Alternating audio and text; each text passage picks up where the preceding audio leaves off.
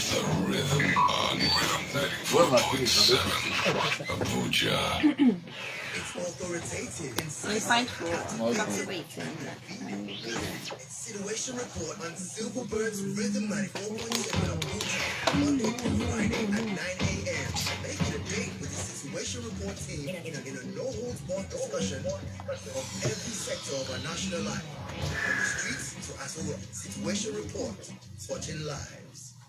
Meeting a woman on the internet. Women Voices on Silverbird's Reading 94.7 FM highlights challenges women face by educating and enlightening the public with the aim of changing stereotypes that affect the progress and development of Nigerian. How do you like that? Now you did the program. If now me they do this thing, I go get everything word for word. Don't mind me. But I know other Word ones for now. word. I know other ones. I never really put mind on this one. That's right. 10 a.m. on Silverbird's Reading 94.7 FM Abuja. This could be the last time we That's play right. together. This could be the last. You feel they try to say the Japan like this. You never can tell. It's our last women voices. Not for the year. Yeah, we'll talk Yeah. about it after. You don't go give us program.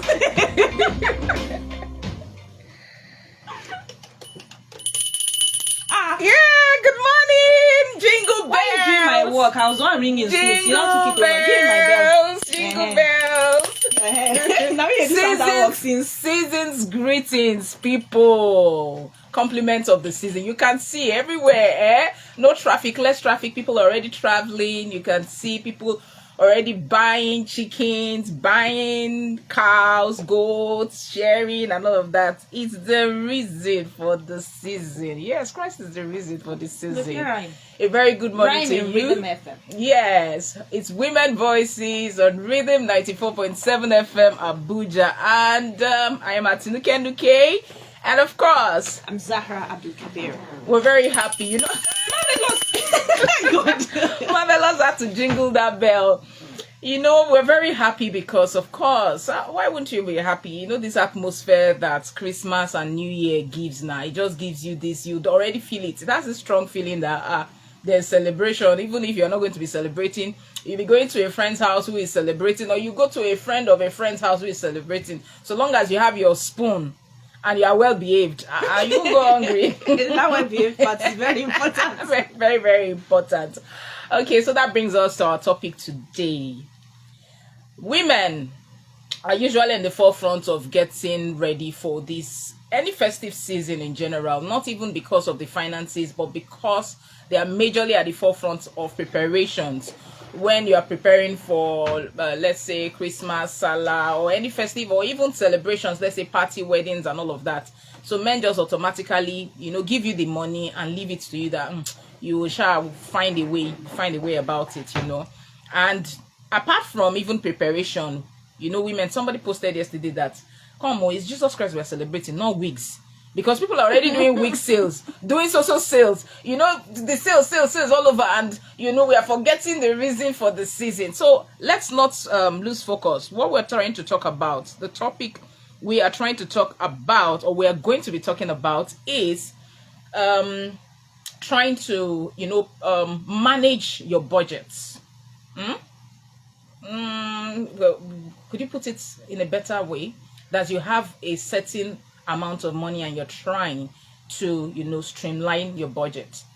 I'm not going to put it in a better way, but since we are doing rhythm and rhymes, I could say try to be economical in this economy. Exactly. So that's what we actually want you to know, that we all know how the economy is. We know how, especially odogu, groundnut oil and onions. If anybody is caught with groundnut oil and onions now, there's a particular groundnut oil and onions you will have that you need to be investigated. I went to buy onions yesterday. You went to buy onions yesterday? I'm telling you, and you are saying it on air. I'm telling you, anybody send us that. I don't buy onions yesterday. Like they stabbed me for chest. I was like, are you kidding me? That's why actually I'm saying that groundnut oil and onions right now is the odogu. They are not your mates. Yes, at all. So we're just talking about you're a woman and you've been given a particular money, or you're a man and you're giving your woman a particular money and you're expecting. Anyway, I think men already know how far. They already know what's what the time is saying concerning expenses and how expensive things are in the market. Even if you don't go to the market, one way or the other, you would have heard, or one way or the other seen how expensive things have gone. So how do you manage this little budget that you've been giving? You've been giving not so little, like the 100,000 that bought chicken, bought rice, bought things last year, may not even buy it.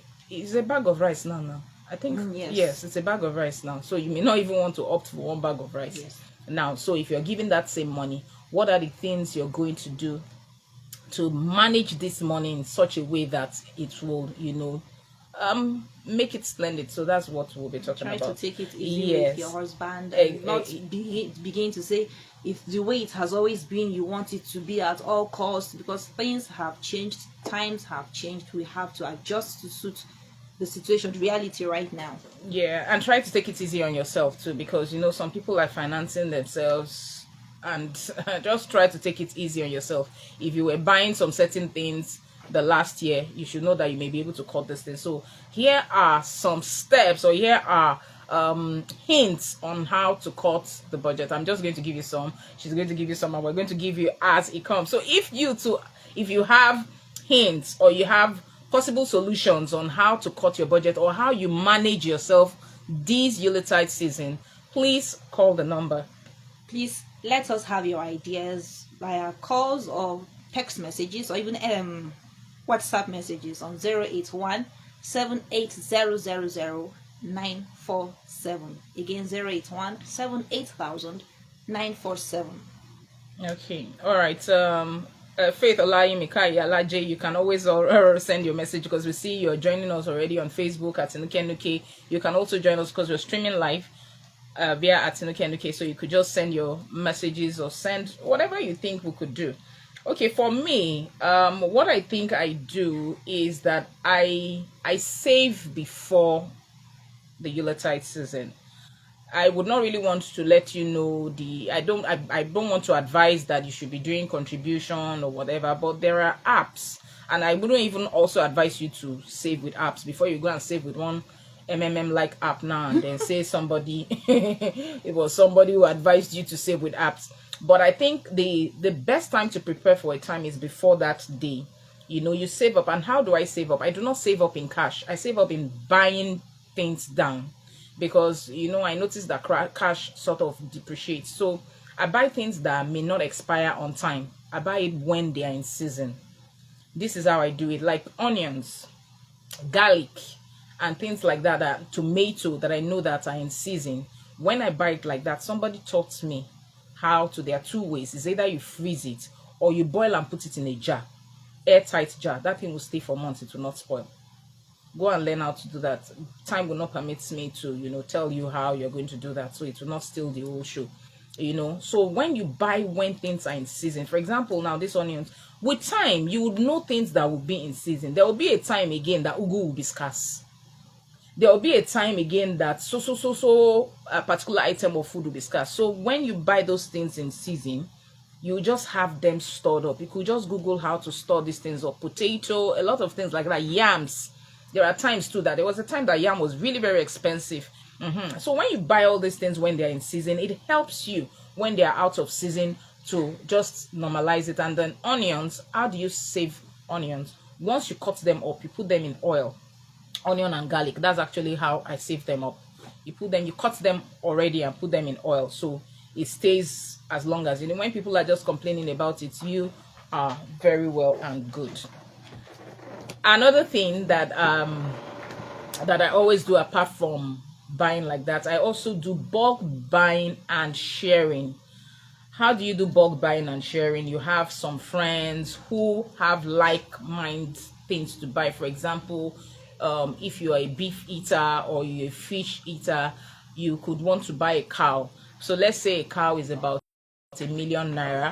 So you could just get about 9 more friends, which may be, instead of you to actually wait till when you buy, instead of you to wait till buying a whole cow, that means that you are paying about 100,000 naira each to get the cow. So just go for bulk buying and do the sharing. So I'd like to hear how you try to augur well, you do with your finances, and like you said, economize according to the economy.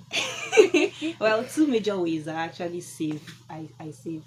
One, like you said, saving up in some apps. I don't do it because in fact just yesterday I saw someone that was trying to withdraw some money she had there, so I wouldn't want to take that risk.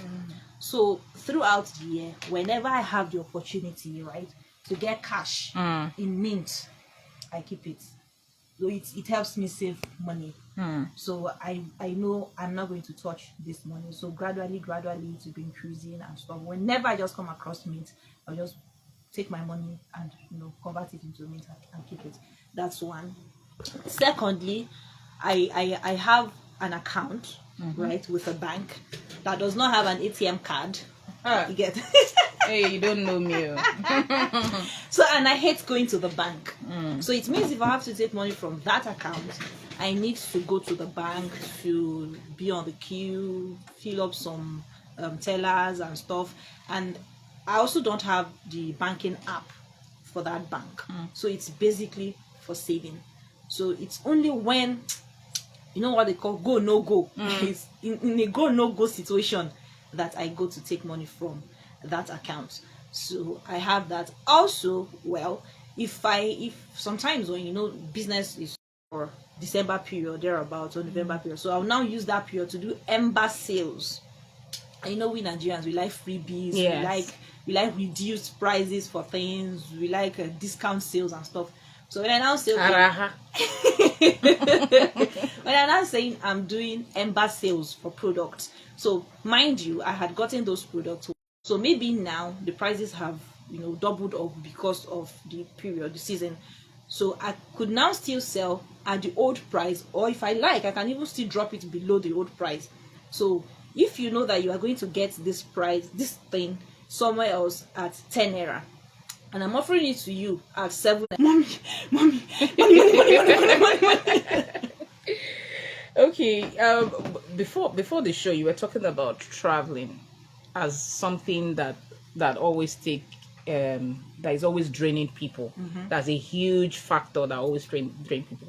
Let's talk about that traveling, because I don't know. I may not want to give statistics, but I know that 70% of Nigerians like traveling during the Yuletide season. Road free. Are you telling me? Okay, so let's talk about traveling during the Yuletide season. Well, as much as December period is technically wedding season, wedding period, and it's also a period where people meet up in the families to have family meeting, family reunion and stuff. Let's also take into cognizance that it's also the most dangerous time to travel and the most expensive time to travel. Thanks to technology now, if you want to see someone, you could do Zoom, you could do WhatsApp call. There are several ways you can speak to your loved ones and even get to see them in real time than having to travel, go through all the stress and spend all the money. I'll just give a very concrete example. A friend of mine wants to travel, herself and her husband, and then she says to go and come, it will cost the both of them 130,000 by road. I wanted to say that's by road though. So, and that she's still thinking. I said, what are you thinking about, madam? If you travel 130, by the time you get there, you are going to have to cater for some responsibilities. Eventually, you are going to have to do other things that will end up, maybe that money might end up doubling up. But if you stay here, there's nowhere it is written that Christmas must be done in the village. City people also do Christmas. Everywhere you can do Christmas, anything. So if you stay back here with that 130,000, you do a very big Christmas, and you still have money to send back home for those that are at home. That okay, well, this is my contribution to your Christmas. So even if now one feather of chicken fees and buy, take and buy as part of my contribution for the Christmas. So in that case, you are killing two birds with a stone. I wanted to say you are killing two stones with a bird. You see the same thing.